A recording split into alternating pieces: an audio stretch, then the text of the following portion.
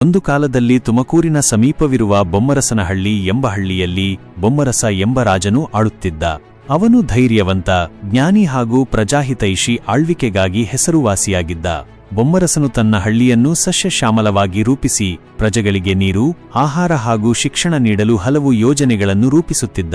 ಅವನು ನಂಬಿದ್ದದ್ದು ರಾಜನು ಪ್ರಜೆಗಳ ಸೇವಕನು. ಬೊಮ್ಮರಸನು ದಿನವೂ ಬೆಳ್ಳಿಗ್ಗೆ ಎದ್ದ ತಕ್ಷಣ ದೇವಾಲಯಕ್ಕೆ ಹೋಗಿ ದೇವರ ಆಶೀರ್ವಾದ ಪಡೆದು ಬಳಿಕ ಪ್ರಜೆಗಳ ಸಮಸ್ಯೆಗಳನ್ನು ಕೇಳುತ್ತಿದ್ದ. ಅವನ ಆಳ್ವಿಕೆಯಲ್ಲಿ ಯಾರೂ ಉಪವಾಸದಿಂದಲೋ ತೊಂದರೆಯಿಂದಲೋ ಬಾಧೆಪಡಲಿಲ್ಲ. ಅವನು ಕೃಷಿಗೆ ಪ್ರೋತ್ಸಾಹ ನೀಡಿ ರೈತರಿಗೆ ಬೀಜ, ಕಾಲುವೆ ಹಾಗೂ ಪಂಪುಸೆಟ್ಗಳ ಸಹಾಯ ನೀಡುತ್ತಿದ್ದ. ಆದರೆ ಈ ಶಾಂತಿಯ ಸಮಯದಲ್ಲಿ ಒಂದು ಬಾರಿ ಆ ಹಳ್ಳಿಗೆ ಮಳೆಗೆಲ್ಲ ನಾಶ ಮಾಡುವಂತಹ ಭೀಕರ ಬಿರುಗಾಳಿ ಬಂದಿತು. ಬೆಳೆ ಹಾನಿಯಾದವು, ಮನೆಗಳು ಉದುರಿದವು, ಜನರು ಆತಂಕಕ್ಕೆ ಒಳಗಾದರು.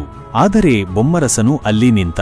ಅವನು ತಕ್ಷಣ ರಾಜಭವನವನ್ನು ತಾತ್ಕಾಲಿಕ ಆಶ್ರಯ ಕೇಂದ್ರವನ್ನಾಗಿ ಪರಿವರ್ತಿಸಿ ಎಲ್ಲರಿಗೂ ಊಟ ಮತ್ತು ವಾಸದ ವ್ಯವಸ್ಥೆ ಮಾಡಿದ.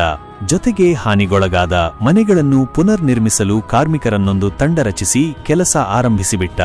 ಬೊಮ್ಮರಸನ ಧೈರ್ಯ ಮತ್ತು ಸೇವಾ ಮನೋಭಾವನೆಗೆ ಎಲ್ಲಾ ಪ್ರಜೆಗಳು ಧನ್ಯತೆ ಹೇಳಿದ್ರು.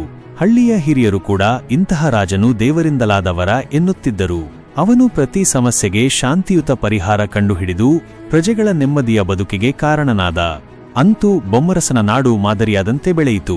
ಅವನ ಹೆಸರಿನಲ್ಲಿ ಶಾಲೆ, ಕೆರೆ ಹಾಗೂ ದೇವಸ್ಥಾನಗಳನ್ನು ನಿರ್ಮಿಸಲಾಯಿತು. ಇಂದಿಗೂ ಹಳ್ಳಿಯವರು ಬೊಮ್ಮರಸನ ನೆನಪಿನಲ್ಲಿ ವರ್ಷಕ್ಕೆ ಒಂದು ಬಾರಿ ಉತ್ಸವವನ್ನಾಡುತ್ತಾರೆ. ಬೊಮ್ಮರಸನು ಮುಗಿದ ಕಾಲದವನಾದರೂ ಅವನು ಬಿತ್ತಿದ ನಂಬಿಕೆ, ಧೈರ್ಯ ಮತ್ತು ಸೇವೆಯ ಬೀಜಗಳು ಬೊಮ್ಮರಸನ ಹಳ್ಳಿಯಲ್ಲಿ ಸದಾ ಹಸಿರಾಗಿವೆ.